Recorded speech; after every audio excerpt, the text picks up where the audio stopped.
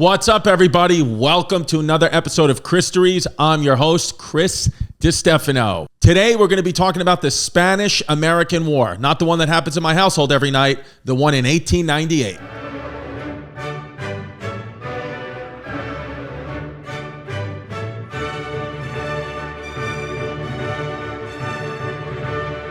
So, Spanish-American War. Today, we're going to be talking about the Philippines, how Puerto Rico became a country, Rough Riders, not the condom, the horseback group that Teddy Roosevelt rode with, and finally, Cuba. Viva Cuba. Cuba, not communist Cuba either, the good Cuba.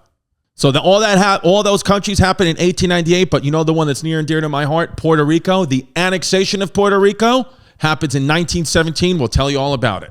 So we're going to learn all about the Spanish-American War and the annexation of Puerto Rico. So buckle up, baby. Go get your Goya, your adobo, your maduros, your sofrito. I'm the new Bad Bunny. So Puerto Rico, before the Spanish-American War of 1898, who are they? Well, the native population is called the Taíno, which I hear in my household all the time.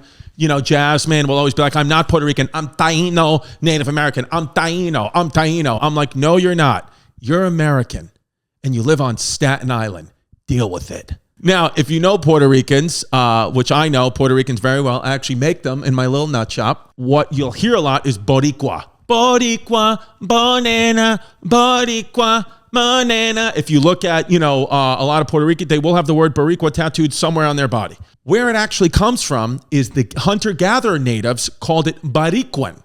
They called the island of Puerto Rico Baricuan. The Taino Indians called it Baricuan. So Boricua is short for Baricuan. So there you go. I'm going to bring that up at the next barbecue and stuff it in Pito's face. So what happens is, in 1492, Christopher Columbus, yeah boy, comes to Puerto Rico on his second tour, and he claims it for Spain.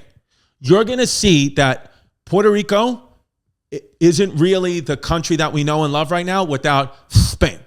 Spain was huge in olden times. They're not as big of a deal now, but back in the day, Spain was the shit. In 1508, Puerto Rico, Ponce de Leon, founded the island's northern shore, naming it Capara. So if you're ever going to Puerto Rico, there's actually a fort there. There's a fort there, and it's called El Morro. El Morro, the fort. And I actually went there with my family, and there are signs all over El Morro, the fort at the northernmost point of the island, that says, don't wear hats. Your hat will blow off. It's very windy. Jasmine takes one step out of the fort. Her hat blows off right into the Atlantic. Right into the Atlantic, just blows right off her freaking Puerto Rican head. As soon as she takes one step off El Morro, the wind gusts and blows her hat right off her Boricua head into the Atlantic Ocean. We're still looking for that. She's still looking for that hat. But I'll tell you what, she'll find that hat before she finds my text messages. So in 1508, Ponce de Leon, I told you they named it Capara. Well, in 1521, it gets renamed to how we know and love it today. The words meaning the rich coast, Puerto Rico. Capital, San Juan. Storm it. So now for 400 years, Puerto Rico is under Spanish control from Spain. That is their colony. Just like the British own the 13 American colonies, well, Spain owned Puerto Rico, and they would produce cattle for them and sugarcane and coffee and tobacco. Puerto Rico, much like it is today, is a huge export of goods and gets used by a lot of countries. They were getting used by Spain back in the day. Now they're getting used by the United States today, and we're going to get to that. And here's a little known fun fact. Spanish from Spain, they brought enslaved Africans and forced them to work on the island of Puerto Rico. So there you go. It's not only white people with the slaves. Spanish people suck too. Let me hop off Puerto Rico for a second, which is, as you know, is very hard for me to do, and get inside Cuba. I can't talk about Spain without talking about Cuba. Cuba was ruled by Spain for centuries, and they did the same thing that they did to the Puerto Ricans, slaves, taking their goods, just a colonial empire just beating down on its inhabitants. Because Spain was a huge empire. It was just a humongous empire. Like, just think of the big empires today. United States, Russia, North Korea. Spain was big. Shout out Ferdinand II and Isabel I for sending Christopher Columbus. I know you want to rip down a statue, but if you rip down a statue, then you have no Spanish people. So, sorry. It's interesting that I would see Spanish people ripping down Christopher Columbus's statue, Puerto Rican people ripping down Christopher Columbus' statue. There'd be no you without him. He's your daddy. Spain controlled vast parts of the world. They had Africa, they had the Americas, they had various islands. And one of the islands they had off the coast of Asia, which a lot of Americans know, especially in the Northeast, Filipinos, the Philippines. Shout out Joe Coy, shout out Jollibee Chicken, shout out Manny Pacquiao. The Philippines, which, by the way, as a physical therapist, I worked many, many years with the Filipino people. They are the best healthcare workers in the world. Why? Because they have tiny hands. That's what you want in a healthcare worker, is tiny little hands. And the Filipinos, they have them. And I love the Philippines, and they're a big part of this Spanish-American story. Here's what happens. Spain is big. They're doing great. You know, they're killing everybody. They're raping. They're pillaging. They're having a good time. They're converting everyone to Christianity. They got the Invincible Armada. They're the best. Spain. But what happens? Like anything else, like any other empire in the world, like any human being in the world, they begin to decline. They get a little bit worse. Look at LeBron James. Look at his hairline receding. That's what's happening to Spain at this time. So what happens is the U.S. kind of senses some blood in the water, because the U.S. say, we're growing. Spain's getting smaller. We're getting bigger. And we're starting to look at Cuba like, that looks like a snack right there. We kind of want that as a snack right there off the coast of Florida. We want to get Cuba that's off the coast of Florida, and we want to make that part of our country because we kind of like Cuba. Because Cuba's kind of hot. Let's be honest with you. Cuba's hot. Cuba is sexy. It's a sexy island. And there's a lot of Jewish people in Cuba, by the way. So for me, nothing's hotter than a Jewish Cuban person, because you just got a rockin' hot body and for sure circumcised penis. So what's going on in 1895 is Cuba is just over Spanish colonial rule. They've had enough with the lisp. They've had enough with the helmets. They are done. They're like, we want to be free. And they start to rebel. Cubans start to rebel against Spanish colonial rule. They want to be free. And the U.S., we love that. We still to this day love that. Shout out Zelensky. That's what we're doing with Russia, Ukraine. We're trying to rally behind. Oh my God, could you imagine a Spanish Zelensky? Ay, Dios mío. Spain sent over 10,000 troops to suppress the rebellion. And they realized real quick, that ain't enough, son, because the Cubans, they were using guerrilla tactics. They were burning plantations to the ground, trying to get the Spanish to leave. But the Spanish would not leave. Instead, they dug even deeper. They fought back with this guy, this real scumbag. His name was General Weyler, and he was a Spanish general, and he was called the Butcher. Way to go. He would actually make the Cubans get into concentration camps, and he killed 100,000 Cubans in like these filthy, disease-ridden camps. If you didn't move with him, he would shoot you on sight. That's what it was. He put you in concentration camps until you stopped this rebellion. So he was like the Spanish Hitler, Adolf Hitler. That's what, yeah, Adolfo Hitler Ramirez III from Spain. Also simultaneously happening on our country in the United States, 1890s U.S. nationalism and yellow journalism is on the rise. Yellow journalism, the sensationalizing of the news, which is what we do today. Shout out Anderson Cooper. So that's what happened. And Tucker Carlson, fine, because I'm trying to get everybody, and, you know, whoever else, any TikTok person you follow on the internet, anybody doing the news is sensationalizing it, because there's no money in just reading the news. It's boring. People want juicy stuff. That's why the media does what they do. They have to keep us divided, keep us angry. So we buy things from Applebee's that they show on their network. That's what it is. So happening, though, first in the 1890s with the yellow journalism and U.S. nationalism on the rise. As I told you, U.S. always had their eye on Cuba. Why? Cotton and sugar. This is a thing that's always been in the U.S. We always want cotton and we always want sugar. I love sugar. I can't imagine the amount of feet we lost in the 1890s and 1900s in the United States, because nobody had any education on diabetes, but everybody wanted sugar. So this is a time in the United States where we are number one. We are the big dogs, and we're really admiring this revolution that Cuba is doing against Spain, because we're like, yeah, everybody do it. You know, this is when Flag Day is established. This is when the Pledge of Allegiance is established. This is probably when the hot dog was invented. I mean, everything American is happening now in these late 1890s. The power that we still are today starts to get its beginnings here, because we're, 30 years past the Civil War. We've rebuilt. Now we're coming in. We're starting to F mofos up. 1897, William McKinley became president of the United States, and he's interesting. We have a huge figure in America at this time. His name is William Randolph Hearst. He's got buildings all around New York City today. I believe he's also the guy that said drugs were no good, and he kind of like put a ban on marijuana because he's just a big dork. He is the big American newspaper publisher who built up the nation's largest newspaper chain, the Daily News, which is still around today. And he built it up, and he built it up off that yellow journalism, that sensationalizing the news. It was kind of like America's first reality show. You know, everyone thinks they're the first. Everyone thought the Kardashians were first. And so, no, William Randolph Hearst, he had a fake ass and fake tits, and he was running a newspaper company. And he also had sex with Lamar Odom and Kanye West and Devin Booker and Scott. So William Randolph Hearst's newspaper company started to print the news a bit differently, but it's very familiar today, and they used yellow journalism. Yellow journalism, it is journalism that's based upon sensationalism and crude exaggeration. Sound familiar?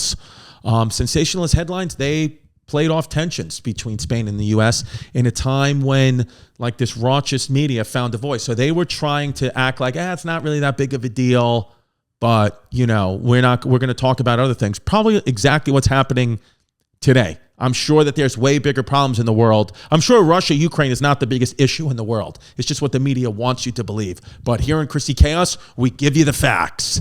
So William Randolph Hearst has a quote. He says, "It would be difficult to exaggerate conditions in Cuba. We merely took a little dramatic license.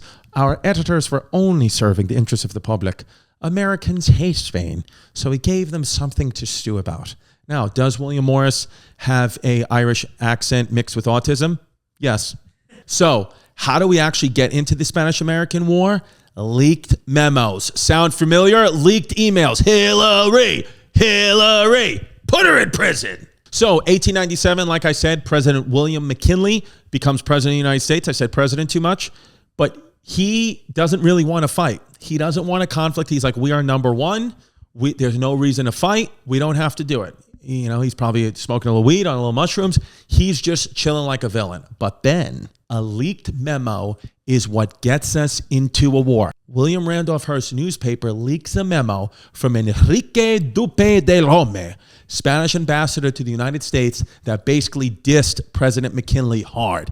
He said, you ready for this? "McKinley is a weak bidder for the admiration of the crowd, a would-be politician who tries to leave the door open behind himself while keeping on good terms with jingos of his party." Damn, son, you call me a jingo? Hell no. You see, like, McKinley got upset by this. He's like, I thought we were boys. You were my Spanish ambassador.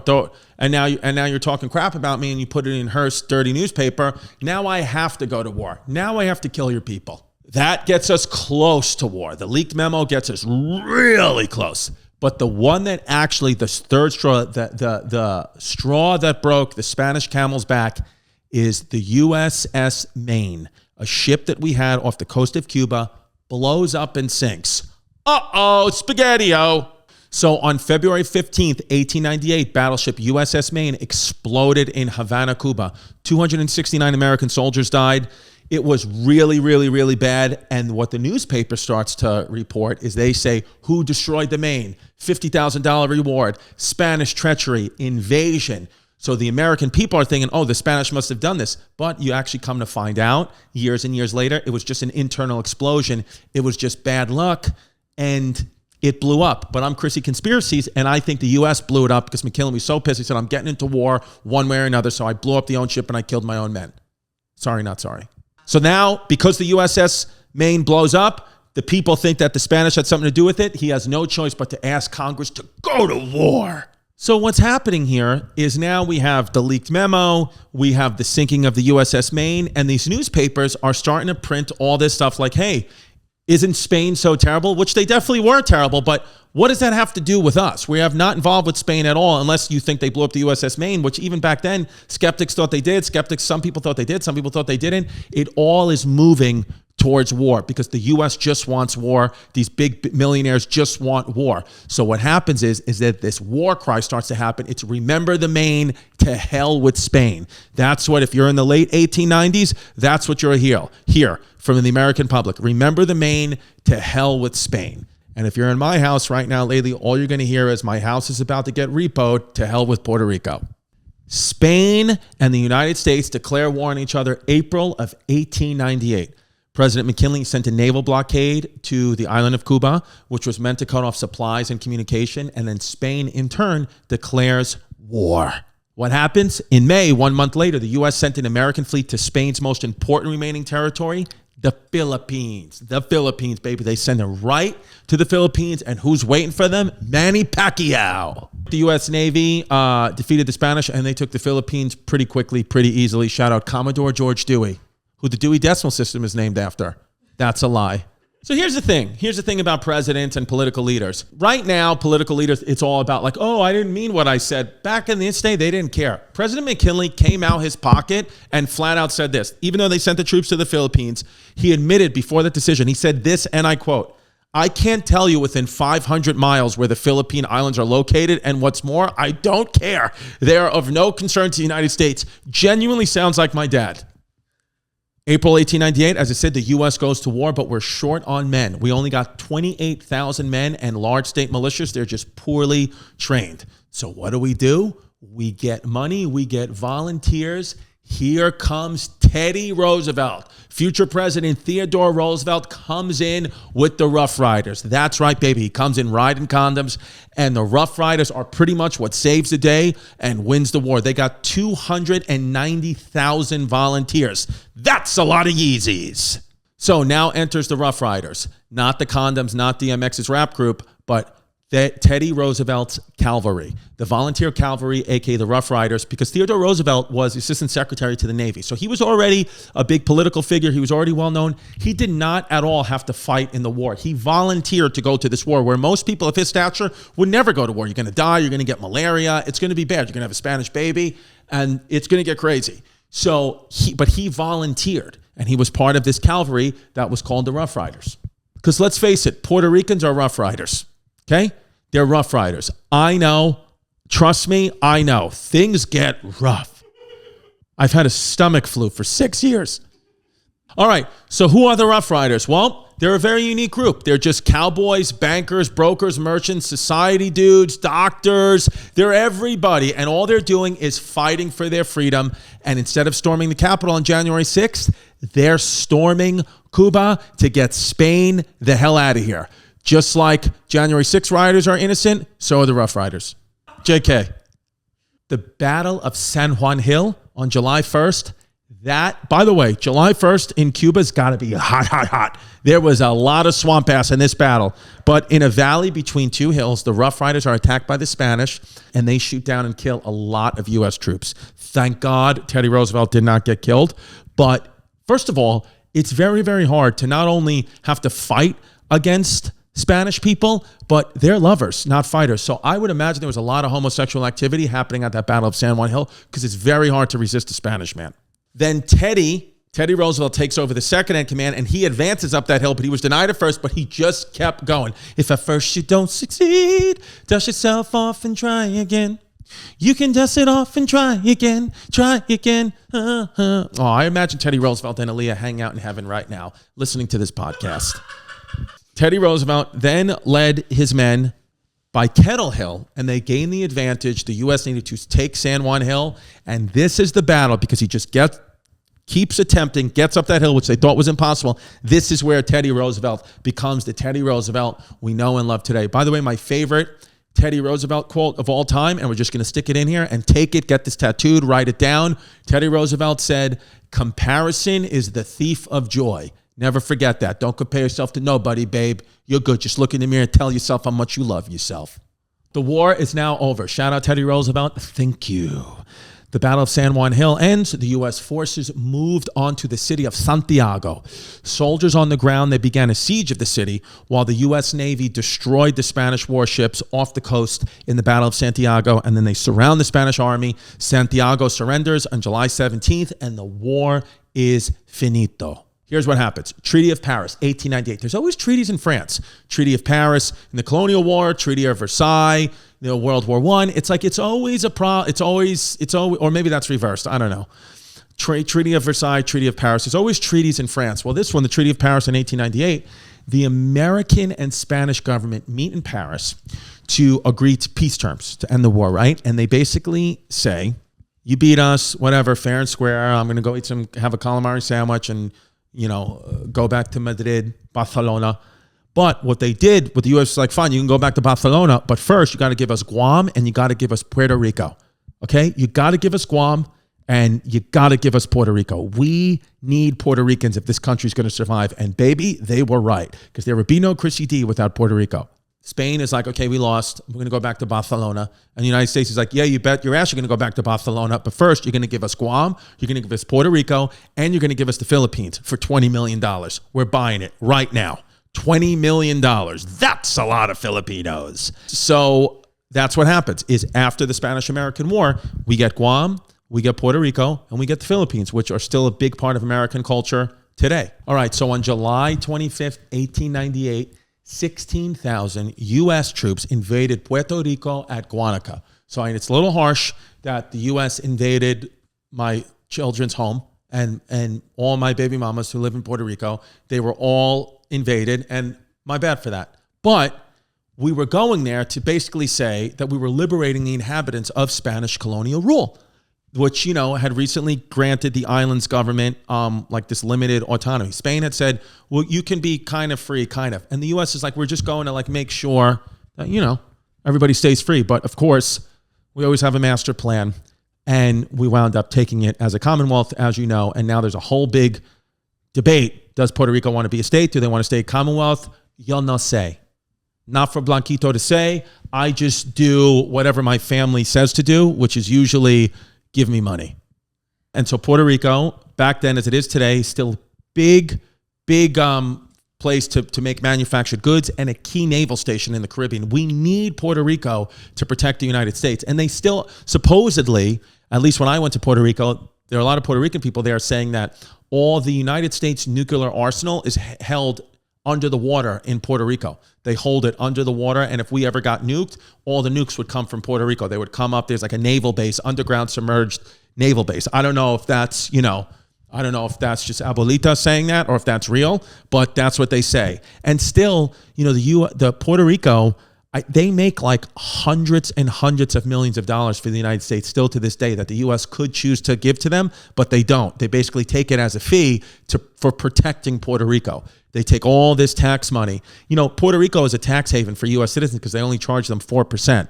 You only have a 4% tax rate in Puerto Rico. So that's why a lot of people move down there. Your crypto people, your YouTube influencers, all those people go down, move to Puerto Rico because they got a low tax rate. And so there is still this debate, do we need does Puerto Rico need the U.S.'s protection? Like, how about some of those hundreds of millions of dollars, let Puerto Rico keep it for themselves, fix the infrastructure, get more resorts, do stuff, give it to the people. But the U.S. takes it. What can you do? You voted for it, not me. In 1900, the Foraker Act basically designated Puerto Rico as an unorganized territory of the United States, and they gave it like a limited self-government idea where they said U.S. laws apply to PR, and they also established a civilian government, but it's like you're kind of with us, but not really. So it's all gray zone. But they continued that plantation economy with sugar being the main thing. They kept pumping out that sugar. Yummy, yummy, yummy. Azúcar.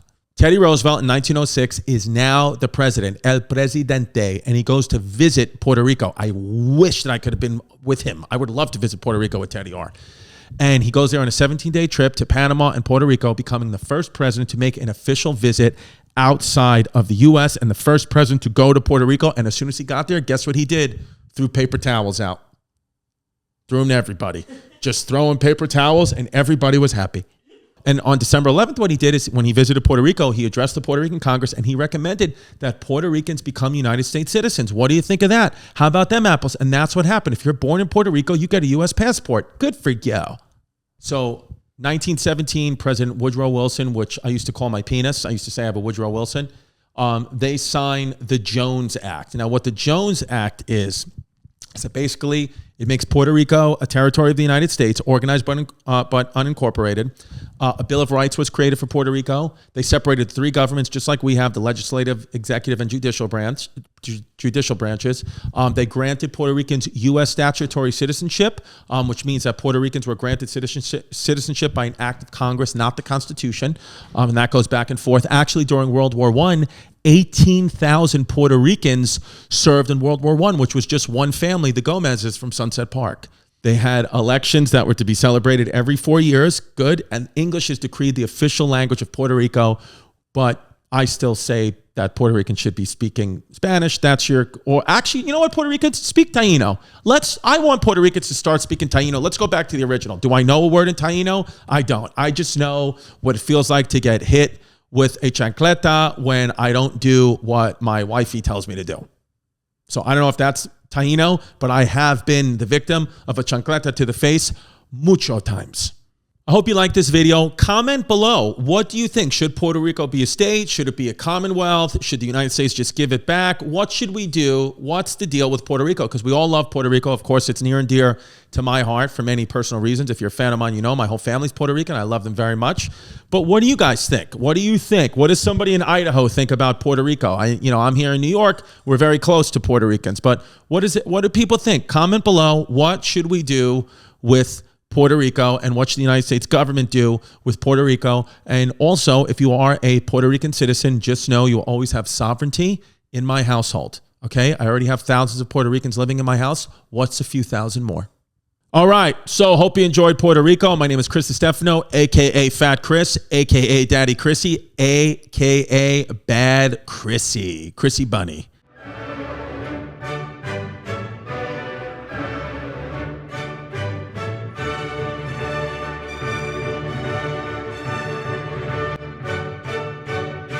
All right, and remember, yesterday was history, a.k.a. ayer fue historia.